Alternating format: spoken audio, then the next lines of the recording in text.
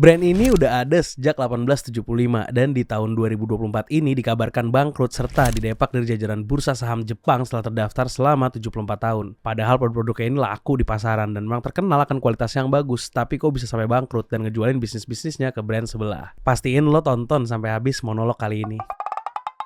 Kita kasih solusi.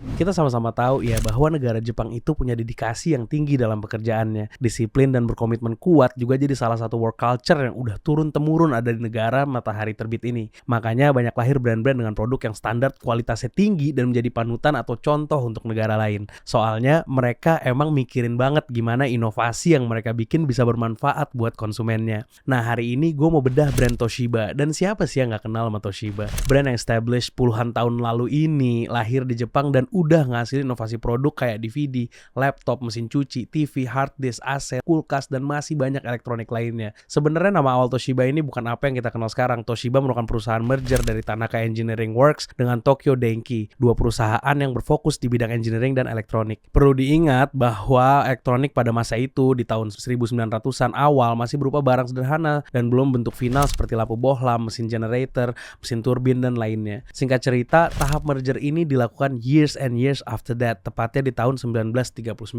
Seiring dengan kemajuan teknologi pada saat itu, permintaan akan home appliance atau peralatan rumah tangga semakin bertambah. Pas banget juga Jepang lagi di posisi peperangan yang bikin permintaan akan radio, mesin generator, dan peralatan militer lainnya juga meningkat pesat. Tapi pabrik nggak bisa ngapa-ngapain ya, karena pabrik jadi sasaran bom-bom kiriman dari musuh. Para pekerja pabrik yang laki-laki juga diwajibkan untuk turun ikut perang. Jadi bikin perusahaan sempat nggak stabil dalam beberapa waktu. Ya, tapi untungnya keadaan mulai pulih beberapa tahun pasca perang. Yang awalnya Toshiba ini produksi mesin listrik berat mulai merambah lagi ke elektronik rumahan. Sebagai hasilnya, Toshiba berhasil merilis Japan's first rice cooker di tahun 1955. Dan sekitar di tahun 1960-an mulai memperluas bisnisnya dengan menargetkan kawasan Asia Tenggara. Mulai itu dari sini Toshiba mengembangkan microwave oven, TV berwarna, dan zip code reader otomatis. Tapi di tahun 1970-an Toshiba sempat ngerasain dampak dari oil crisis yang mengharuskan Toshiba menginvestasikan dananya dalam R&D. Dari ekspansi di bidang R&D, Toshiba bisa menghasilkan banyak teknologi baru yang merupakan yang pertama di dunia atau yang pertama di Jepang.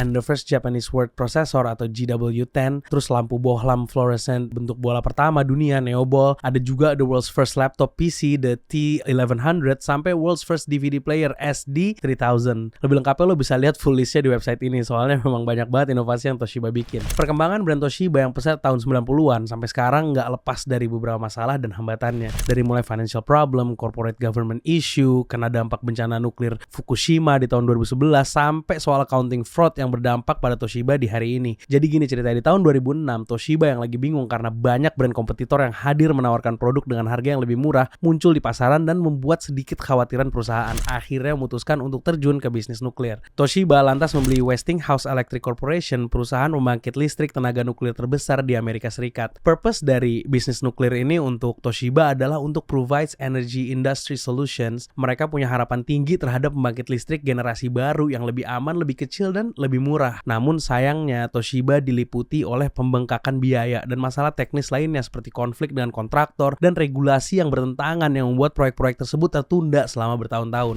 Puncaknya bencana Fukushima tahun 2011 menambah daftar beban yang dipikul Toshiba. Pemerintahan di Jepang dan negara-negara lain menghentikan pengembangan pembangkit tenaga listrik nuklir baru. Pembengkakan biaya ini mendorong Westinghouse ke dalam kebangkrutan dan Toshiba ke dalam krisis keuangan. Gak hanya itu aja, Toshiba terlibat dalam beberapa skandal accounting yang serius dan mencoreng reputasinya. Salah satu skandal terbesar terjadi pada tahun 2015 ketika Toshiba mengakui telah menggelembungkan laba operasionalnya selama bertahun-tahun dengan menggunakan praktek akunting yang tidak etis. Akibatnya Toshiba terpaksa melakukan restrukturisasi besar-besaran termasuk pemecatan eksekutif senior dan peninjauan kembali operasional dan kebijakan akuntingnya. CEO Toshiba yang pada saat itu menjabat, Hisao Tanaka, mengumumkan pengunduran dirinya dalam menghadapi skandal akuntansi yang terkait dengan laba operasional yang dilebihkan sebesar 1,2 miliar US dollar. Sampai-sampai Toshiba mau nggak mau harus ngejual bisnis kamera sensornya ke Sony senilai 165 juta US dollar. Terus Toshiba juga terpaksa ngejual divisi chipnya ke Bain Capital, termasuk di dalamnya ada Apple dan Dell senilai 17,7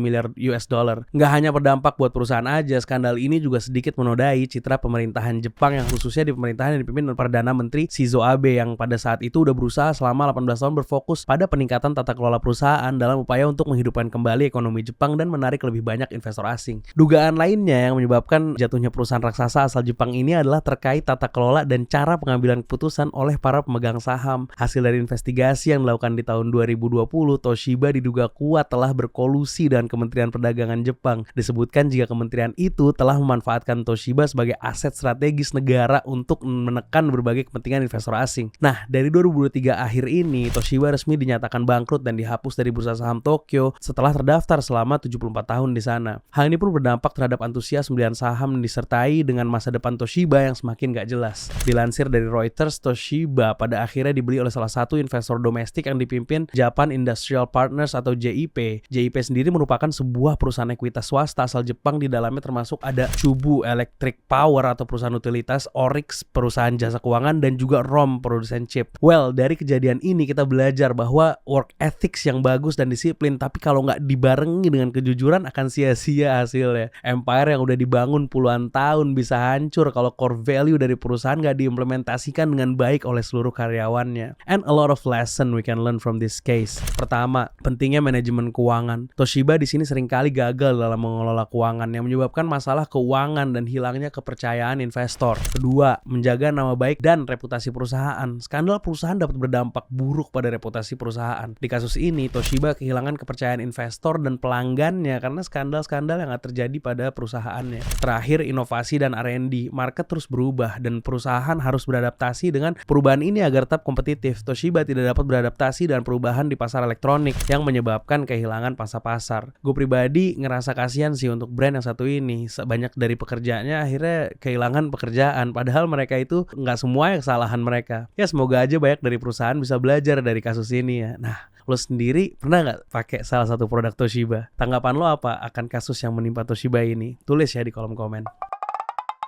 Kita kasih solusi.